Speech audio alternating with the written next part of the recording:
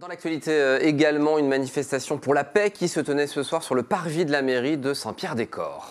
Oui, un rassemblement en soutien aux victimes civiles des attaques d'Israël et du Hamas. Il a été lancé à l'initiative des partis de gauche, donc le PCF, le PS et Europe Écologie Les Verts, ainsi que du mouvement de la paix. Lucas Chopin et Clémence Dos qui étaient sur place.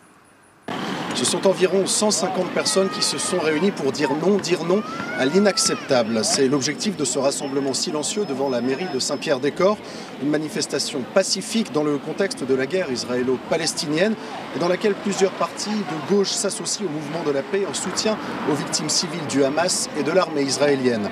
Ici, on le revendique, ce rassemblement est indépendant de toute appartenance religieuse, politique ou syndicale, comme le confirme Gilles Moindreau, il est secrétaire du PCF d'Indre-et-Loire.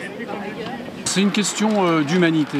Aujourd'hui, ce qui se passe au Proche et au Moyen-Orient, dans différents pays, ce sont des milliers, des fois des dizaines de milliers de civils qui meurent, et même y compris beaucoup d'enfants. Et nous disons, ça c'est inacceptable, et c'est le moment de se mobiliser au-delà de nos croyances, de nos différences, de nos idées, de se mobiliser pour que ça s'arrête, pour qu'il y ait des cessez-le-feu, pour que l'on arrive à faire que les gens vivent sur terre en paix.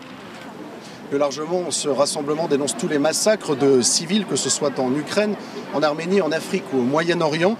Mais dans un premier temps, on réclame ici, aujourd'hui, de la France qu'elle exige un cessez-le-feu à Gaza et qu'un État de Palestine soit reconnu aux côtés de l'État d'Israël.